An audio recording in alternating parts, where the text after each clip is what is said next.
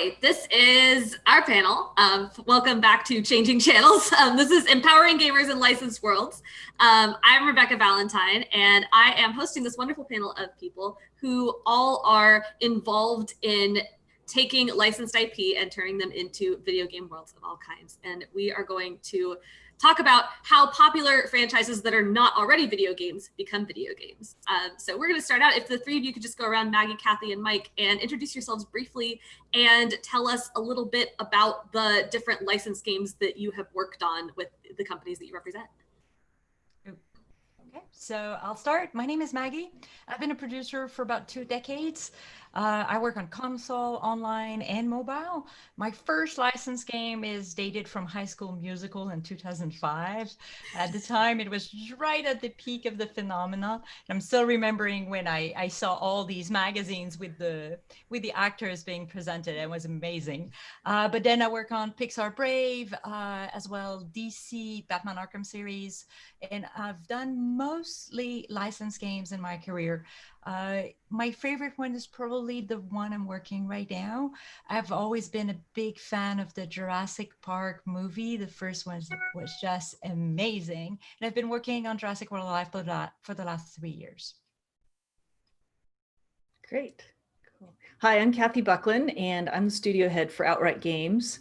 I've been in the industry for about 30 years now, and I have went from developing to publishing 15 years ago, where I started publishing all sorts of licensed IPs. I've worked with all different IPs from Cartoon Network to Nickelodeon, Disney, DreamWorks.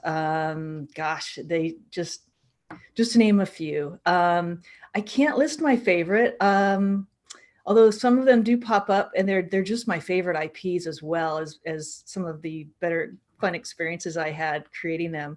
And that was the How to Train Your Dragon series that I've worked on, and Kung Fu Panda was was a fun game for me to work on. So that's amazing. I'm fans of all your guys' work. My name is Mike DeMogging. I'm the SVP of platforms and partnerships over at Servios. Oh, actually publishing.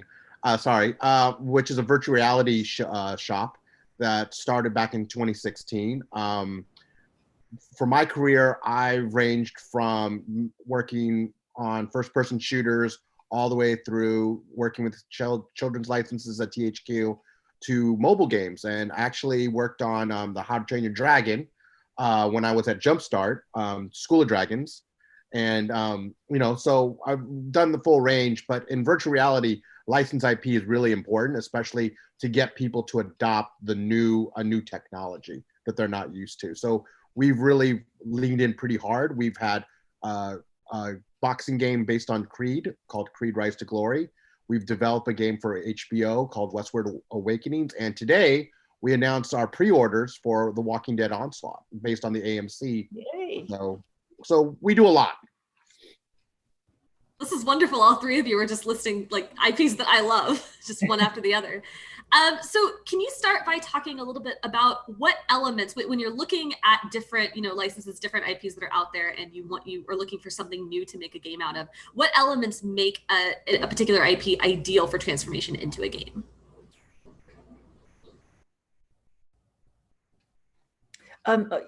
I'll start if you don't mind. The things that we definitely look at are, one, the popularity of the IP. That's the sort of the first thing that we as a publishing company look at. But in terms of creating the IP, it's just, the characters have some either great story about them, background story, lovability. We finished Ice Age. Gosh, I think it was a year ago, we launched an Ice Age title. Scrat is one of those kind of silly, fun characters who's just obsessed with, finding nuts. So that, that is a really fun character to play with and design around, just his what he obsesses over. So those are some of the things we've looked at in terms of, what we want to do with a game or what we want to do with the IP. We look at oh, I'm sorry. Go ahead, Mike. Go ahead. Real quick, we look at all those things. We actually have a rubric around 7 or 8 different variables that we look at based on business, based on popularity. But the other one that's a little bit different, or maybe it's just one of those things that are unsaid, is how much does the team, are they enthused about? Right? So we really talk to the team going, can you see like an angle, like, you know, what Kathy was talking about with, you know, with Scrat, do you see an angle using this IP? Are you guys excited about it? You know, and then that kind of leans into a little bit more, and that's part of one of our variables that we look at when we choose IP. And to add to what Kathy and Mike said, the last piece I think that we all look at is as well a great partner, because IPs have a long history. You need to be able to get into that world and make it your own as well, because you can't tell the exact same story that was told before. So you need that trust and that ability of collaborating together. And if you have all these three elements, you have a strong potential for your project. So conversely, are there any things that if you are looking at some sort of IP or some sort of thing, if you notice them, you're like, no, this doesn't work. We can't do this. Are there any like kind of red flags or things that take something off the table for you automatically? We've tried a couple of things and realized after the fact that it may not have been the best choice. I think one is matching a type of gameplay and an audience that doesn't match with the IP. So if you're making something like Kung Fu Panda, but you're aiming at something very hardcore and much more mature, there might be a gap between the two, and that won't lead to success. The second piece is if a license, as much as is quite beloved, if it has faded from today's imagery and it's not alive and thriving, it will be more challenging. It doesn't mean it's not possible. We've done Jurassic Park Builder, the game, almost 12 years after the last movie, and it was a massive success. But usually it will be a much bigger challenge if you take something that is not as relevant in today's market. Well, and the other thing also, I think Maggie, you touched on, is how are they going to become a good partner? So for us, we're not interested in just licensing something and be done with it and everything and put all the risk on ourselves.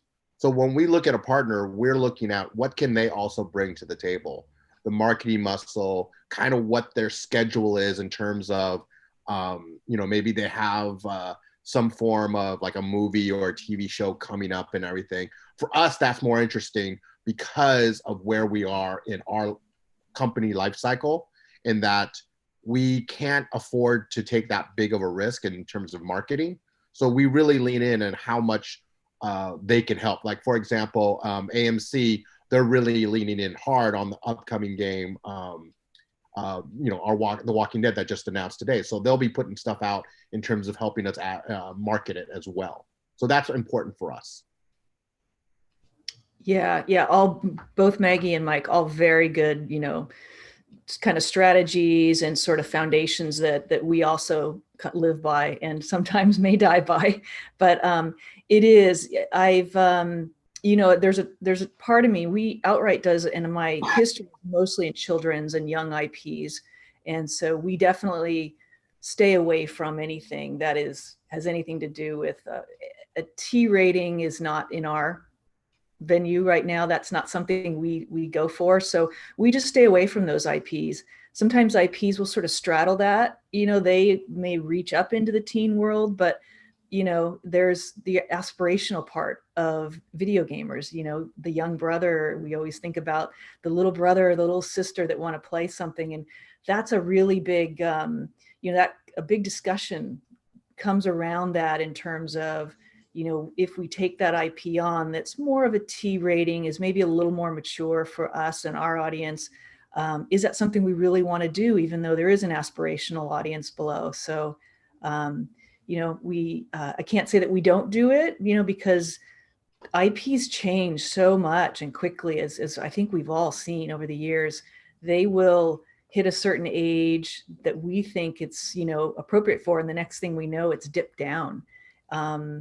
Hotel Transylvania has been an IP we've worked with a couple of times, and that alone, that IP has actually dropped down into a younger age range as we've been, you know, partnering with Sony on it. So So we, maybe a few years ago, we may not have looked at that, whereas now that seems a really viable one in terms of our audience and the ones that, who we want to hit. So it's a lot of discussion around what works and what doesn't work. That's really interesting. And actually, I kind of want to dig into that a little bit because it seems to me that there are some IP that pretty much are only going to appeal to an older, like The Walking. You're not going to make like a children's game out of The Walking Dead, probably. But then something like Ice Age is, everybody likes Ice Age, right? But it's easier to sort of apply that to a younger demographic. But then I don't know, maybe something like Spider-Man. Spider-Man, for instance, kind of could go across the board. You can make a more mature game out of that, but you can also make a more kid-friendly game. So I guess I'm curious as to how you all kind of parse out, okay, who is this for, and how do we decide who we make this for without accidentally drawing in younger players into a game that is intended for older players, or I guess confusing our markets. That has been a big challenge for us. The reason being is, we've actually looked at quote unquote teen segment, and it's always a big challenge between production versus the business side, right? So the business side really wants to get to the bottom of the pyramid, which appeals to as many audiences, i.e. an E rating, or, appeal to all that stuff, right? The production guys, they're a bunch of dudes, and dudettes who, who love to make, fun, entertaining games that appeal to them. And you're looking at probably mid-20s, mid-30s, around there. So they want to edge it up a little bit, right? What's the nice little balance? That's the hard part for us. Yeah, I absolutely agree. I mean, we, have done all sorts of market research when we go into, deciding if we want to do an IP and even what we want to do with it. And, here's the challenge. There are, 6, 7, 8-year-olds playing, mature games and having the abilities to navigate and understand and then to come with an IP that's very loved, even in their world. They say they love Scrat, they love Ice Age, they love Dragon. How do you create a game that's appropriate for that age for a user that is now very, can run through, any mature game very easily. So it's in that case, what happens is, we just rely on the IP, and that it is a beloved character, it's a beloved storyline, or, and we don't compete. There is no way we can compete with some of the mature games that they're playing out there. So it's a matter of just staying true to the IP and what the message is of that, of that license. And I think that console, as we tend to target players a little bit more, but if you're looking at mobile, I think that all our games are appealing to kids up to to grandparents, and they play together, and it's a mean for communication. So we haven't had to target as much to children versus adult, for example, but there is a question of usability and accessibility, and what will appeal for a certain age range if the franchise that you're looking at is towards much younger kids, like Ice Ages. As much as it's quite beloved by the parents, it doesn't have the same traction. But totally, everything that has to do with super heroes can range from both sides. Yeah, for me. Sorry, go ahead. Oh, real quick. So for me, the bane of my existence during this work from home has been Fortnite. Right, my son is 10 years old. He plays it all the time, and the reason I bring that up, it's really where people are going to the brands, right? My son, he's 10. He can tell you everything that goes on in Fortnite. I kid you not. And maybe this is more of a question of my parenting skills. I mean, he plays like 6 hours a day because he's an only child. There's nothing else around. That's where his friends are, right? DC has made a lot of cross where they have Aquaman and all these things. It becomes cool. It becomes, and that's the unfortunate part, is where is that line? right? Where is that line in terms of you know, when you look at what's cool versus what makes, you know, business sense in terms of you know, are they going to get involved in a Hotel Transylvania and everything? I tell you right now, he will get involved with Hotel Transylvania if it wasn't Fortnite, right? And that's just where the people are at, and that's a big struggle when we look at, you know, licensed games and everything, because of where society is right now versus where we want to, where the business can really underline where the business is.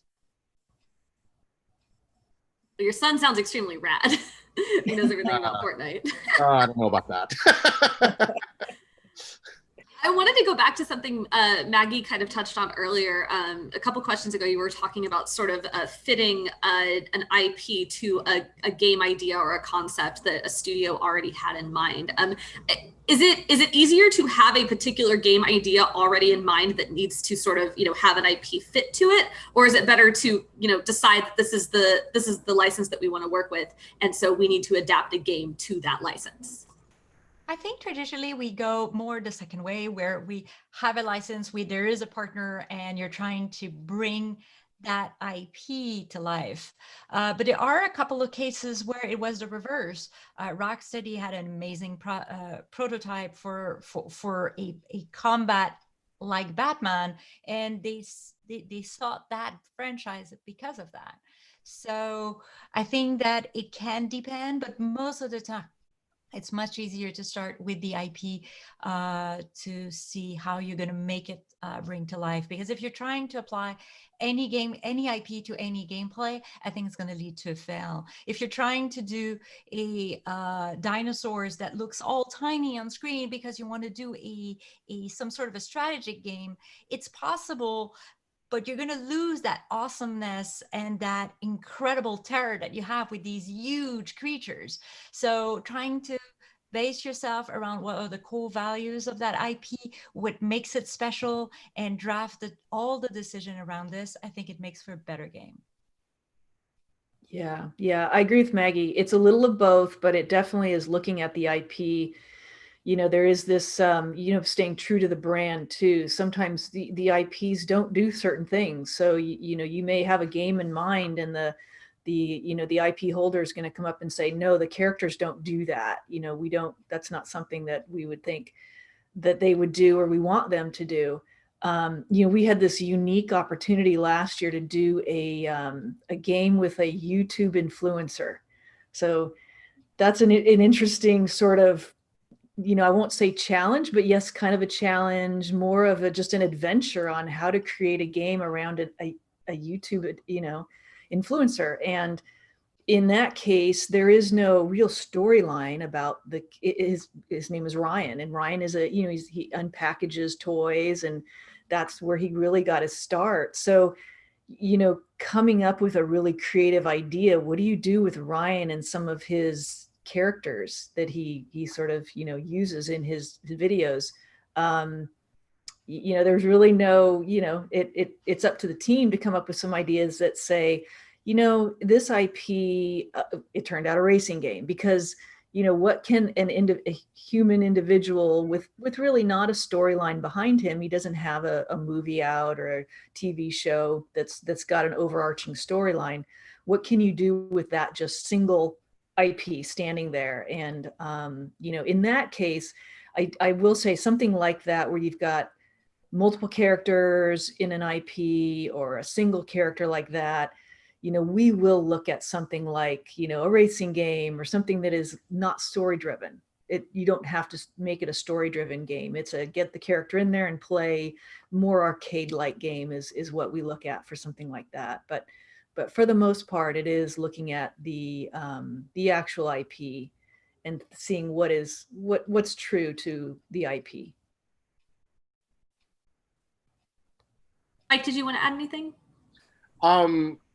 To be honest with you, it's everything that I agree with both ladies on the panel, but more importantly, I think the underlying thing that everyone's trying to say is, if you can't come up with a good game, it doesn't matter what the IP is. And I think that's the biggest thing, is that's what we have learned. Like when we brought out Westwood Awakening, I can tell you that, it was all about part of the world and everything like that. We just created something that's really narrative driven, which is something we didn't really do with any other thing. And we just told the story really well in conjunction with HBO, right? At the end of the day, Creed Rise to Glory, which, you know, has done phenomenal for us. It was a solid boxing game. Have the Creed IP from MGM. I think that's what underlying that, what everybody's really saying is, if you can't make it a solid game, it doesn't matter what the IP is. So all three of you have at different points of this conversation touched on how important it is to stay true to the IP. What does that mean? Like, what matters most to players who gravitate toward games based on some, you know, property that they already love, and how do you make sure that you do that IP justice? The licensor is a big, a big guide.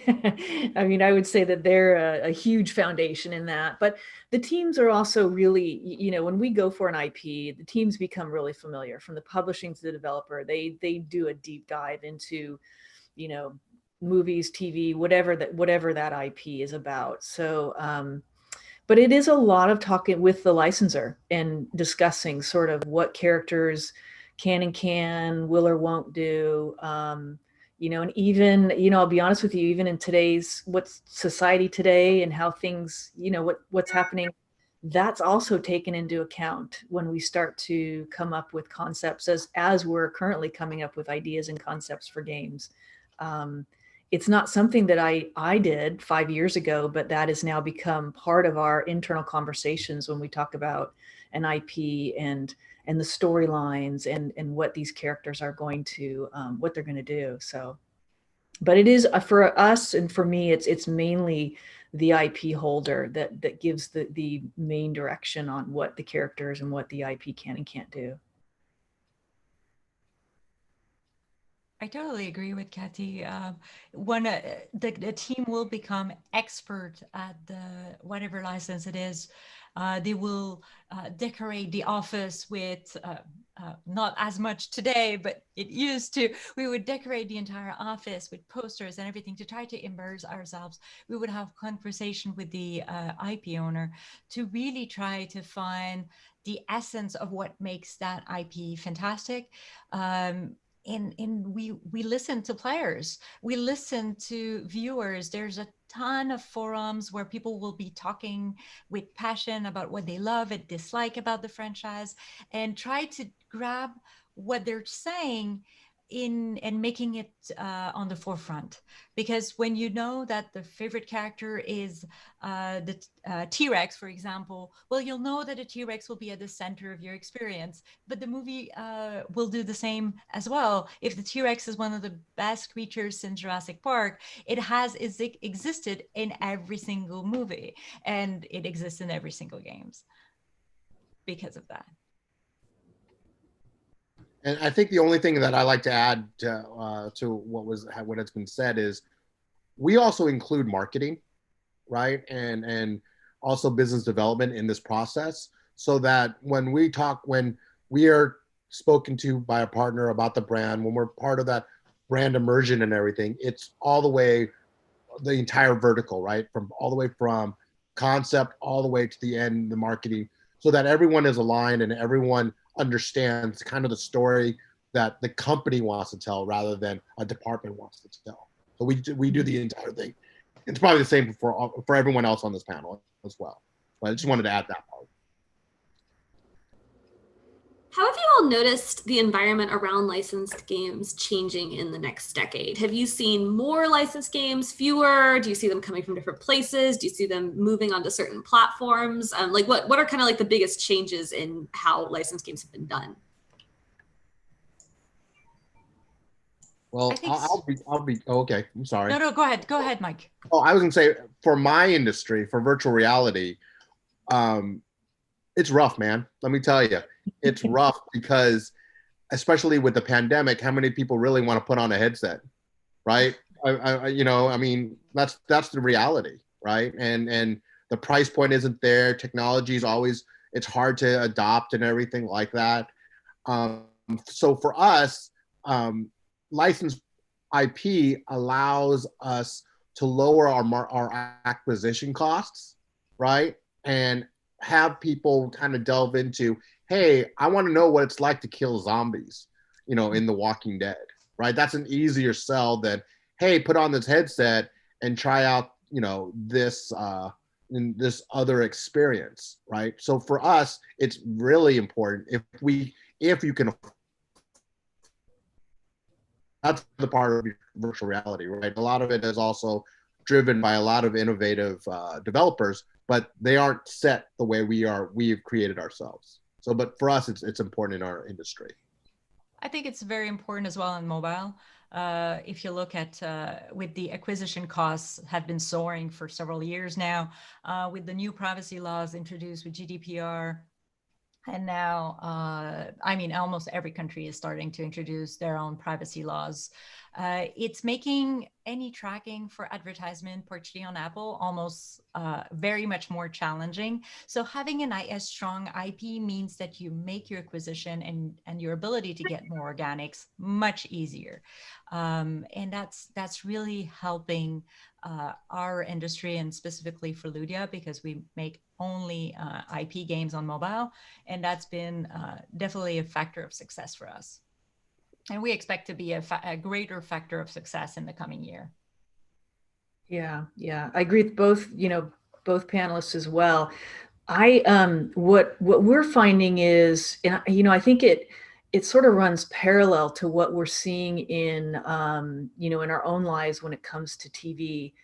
There's just a massive amount of content, way more content than there was 10 years ago, 15 years ago. So there are more IPs out there. It's just, I would say that it's a little more difficult to pick a successful IP. When we look at sort of the tried and true and traditional IPs, the ones that, they've got longevity, those are easier IPs to pick and say, yeah, there's audience, there's even nostalgia for that one. But with the new ones coming out, there's just, it's great. You never know if you're going to pick a winner, but at the same time, my experience over the years has been, it's a lot more of a game of chance when we look at an IP that's just sort of shown up within the last year or two on, let's say, Netflix or Amazon or one of those services that, has so much content now. So it's fun. It's a great sort of gamble to take. And it's for me, at least, I enjoy kind of sitting down with marketing and trying to figure out, what shows might take off and why, and some winners and some losers. It's and I think that's just gonna be, that's just going to be our story for quite a while. There will be some given IPs that we all know and love that will constantly be around, and then others that will rise and eventually kind of the pendulum swings and something else pops up in its place. So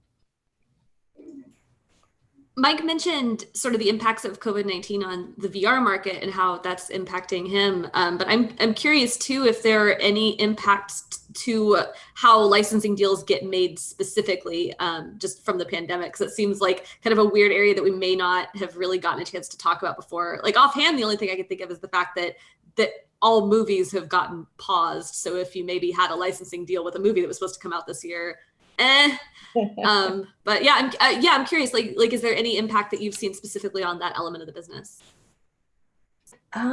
For us, it's, gosh, I want to say no. I agree. There are, and we still don't know next year if some IPs we're working with will make their dates. So for us, we move forward as if, it's happening. But I honestly, I haven't seen businesses going, we're busy and strong. And so from outright, from my perspective, no, it hasn't changed. On our side, it's actually been more active because we are, mobile is all about live operation. It means that we have over 5 games that are thriving right now in the store and needs update every 6 weeks. It's actually a race. So I'd say the actual situation increased the rhythm, not reduced. Will it have an impact on some of the future releases based on the movie? potentially. The same as Kathy, we're moving forward as if not. If it gets extended, we might be able to add more content to the product or to the game, or we'll delay that specific update and introduce something else. But clearly we want to continue moving forward. And even if we do have an augmented reality game, which invites you to go outside, we've always been quite careful about security. So playing from a remote location, even if you're fixed at home, is quite feasible. So we've seen only benefits. We've seen increased playtime, increased downloads. We've seen actually, at least on the game industry, it's been very lively.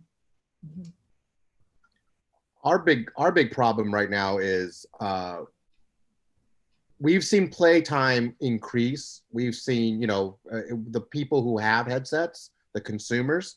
The problem that we're facing is the manufacturing of headsets.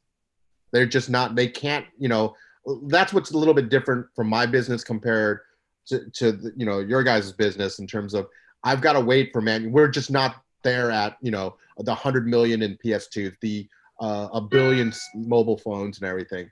Right now, we're talking the early millions with regards to the VR industry. So again, a lot of it's already impacted by who the platforms are, right? Where does HTC, where does Oculus, well, how many, or PlayStation, how many are they going to develop, right? And can they do it in this new world order, right? For manufacturing. Yes, some of them are coming back online, but it's still a struggle. And for us, that has been the bigger part of the challenge. And as these ladies have mentioned, for us, for me, I run, business development, and people still want to do stuff. They still want to put their games out. They still see video games and VR as a new way to storytell. The cool part that I'm able to, because it's a brand new technology, it also opens up the door not to just traditional media, but also gaming media, right? How can I get some of the more, storied franchises over to virtual reality? So one of the games we just announced in June was Puzzle Bobble, which is that bubble game with two dragons. We announced that with our partnership with Taito back in June. So there are other people coming into into our industry that may not be your traditional movies and TV and things like that. Mhm. Are there, so aside from movies and TV are kind of the obvious ones, and then Kathy, you were talking earlier about doing something with a content creator as well. Are there, what are other places that you potentially look for potential licenses from that aren't like those immediately obvious places? All our franchises are based on either a TV series or a movie, because we're looking for extreme high reach. So that goes back to what Mike was talking about potential of a franchise. So we haven't explored the new markets like Kathy did with the influencer, or even as of today, streaming content. So Netflix exclusive, for example. But definitely something that'd be curious to do in the future. Kathy, do you have something you'd like to share in addition? Yeah, I'm with you. There are, so there's, as I mentioned before, we did and do look at YouTube and to see if there are, because of our success with Ryan, Race with Ryan, we look in that direction as well. I think it's just a matter of being really open. Certainly our core business is that movie, TV, IP, but things are changing so quickly in the mediums that we work in. You just never know what pops up and becomes sort of a something, people are interested. For us, something kids are really interested in playing with, if you will, and learning more about. And so we don't, we I guess to say we just look everywhere and do stay within our core, though we don't, kind of shove that aside. So we try and stay as open as we can to anything new that comes up. I keep wishing somebody will say, "Oh, we could license a book IP," and then I realize, well, in order for that to happen, we've got Harry Potter and Game of Thrones. It has to become a TV series first or a movie. Right. Yeah. But not out of this world, right? Why do you think that we're seeing fewer licensed games from the biggest AAA publishers? Like I feel like a decade or maybe more ago, we had like EA and Activision and some of these other like really big publishers who were really digging into licensed games. Like there were just tons of them all over the place that they were doing, and now AAA are still doing a few licensed games. Like we mentioned Spider-Man earlier, that's a huge one. But there's only a very select amount of properties that get picked up by them, and they're usually like the absolute biggest of the big. And like they're not doing as many anymore. Why do you think that that is? It's at least for me, what I think is that it's all about sales. It's a pretty, the margins are interesting in this business. And I think, even working with all, different companies and different products to see, for example, I worked with Mattel for years on some of their games, and the margins are tough on these games, to make a good game that kids love to play, that it costs a lot of money to put into the game, and the marketing and PR and all of the sort of efforts that go into getting a game out. Like a Barbie game will sell well, but it won't sell as well as Spider-Man, and so it is just, I think, you just, at least the way I've looked at it is, you just have to look at the business differently and realize that there is a business out there for it. It's just a totally different business, and putting, millions of dollars into a Spider-Man game is totally viable, and something that, that you want to do. But putting millions of dollars into an IP that isn't going to sell, like a Spider-Man game, just doesn't work, So it unfortunately, it comes down to, at least, for me, it comes down to that bottom line is, what kind of game will sell. And so that's why I think maybe they've abandoned some of those IPs and gone for the bigger ones that will do the kind of numbers that they need to run their business. And I think the second piece is, I totally agree with Kathy. The revenues were going down back then. And I remember even things for kids, which were quite popular in terms of licenses on console. The revenue were going down. I mean, within a couple of years, budgets for games shrank by over 7 digits. Went from 35 million to 5 million. I mean, it was quite extreme. But this is as well because the market has moved as the players change. As the new console got introduced, they were more expensive, they were a little bit more hardcore, so they were aiming at older players. When you need to invest $750 for four controllers, the actual console, one game, everything got much more expensive. Games went from $40, $50 to $90. It's not the same level of investment, and you don't expect the same return. So games are successful in multiplayer nowadays and open world because you can invest tens of hundreds of hours in your game. So the payback is quite good. And the kids also move away. So if I'm looking at kids under 12, they start having phones, having the ability of playing on mobile, and they switch. So it's not that so much that the IP were not necessarily as present, which was, all being transparent, the same perception I had in the around 2010 was that IPs were going away. It's more that they switch, the focus moved from console to mobile because now kids were no longer on console, they were on mobile. And this is something we might see change with the Switch, which is gaining a lot of popularity with a younger market. So maybe we'll see more and more franchise on that platform. But it has definitely changed. The only exception to that would be sports. Sports have been maintained themselves like always through the years. Yeah. And I think the other thing also, kind of underlying, I think video game companies and licensors, they've just become smarter, man. It's not like a hobbyist way. If you look back on like the demise of Guitar Hero, right? Part of the thing that you ever read is that music companies got smarter in terms of how much they wanted for licensing for the songs, right?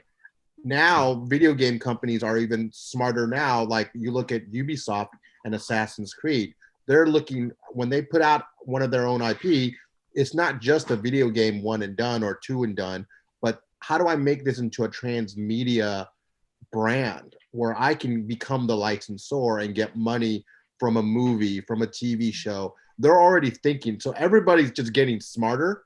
So again, that makes people want to create their own IP, right?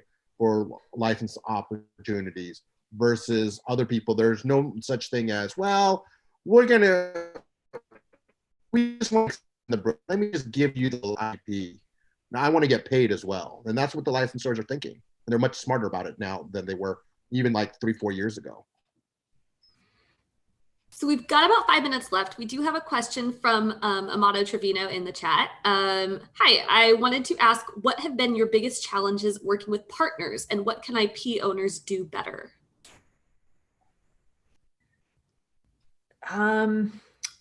You know, for me, it depends. So sometimes we'll work with an IP owner that has never done video games. That is just a steep curve.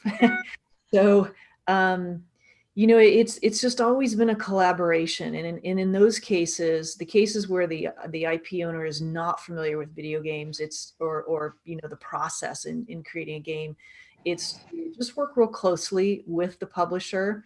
And, you know, in terms of what's, you know, needed, expected, there's just all these, you know, obviously for everything, there's timelines and dates to be hit.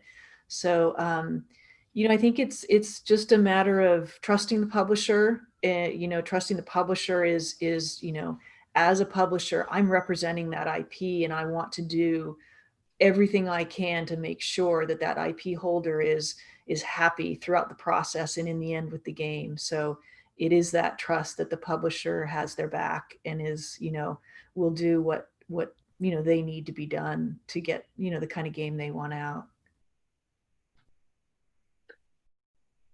I think for me, the hardest part is sometimes on us versus on the licensor. And what I mean by that is sometimes you have people that have partner interfacing jobs, and sometimes they just report the news rather than let's filter the news, right? So sometimes you got to be careful what you say, because to Kathy's point, someone may not have the experience and they may freak out about something when in reality it's nothing to freak out, but it's because they were reported the news rather than let's filter the news to where they understand on what the real impact is.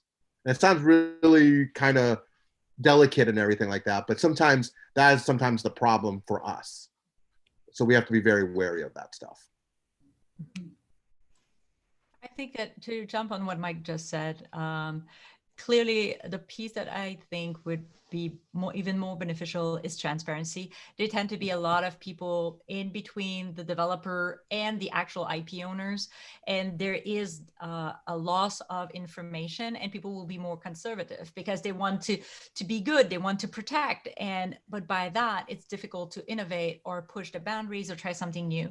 So it's all about communication, transparency, and not being afraid of being open, because as we care about what we build. So the more we know from what's coming next, the more we can be engaged in promoting the next short, the next movie, and keeping that license alive and relevant for all players, both and even outside of the game.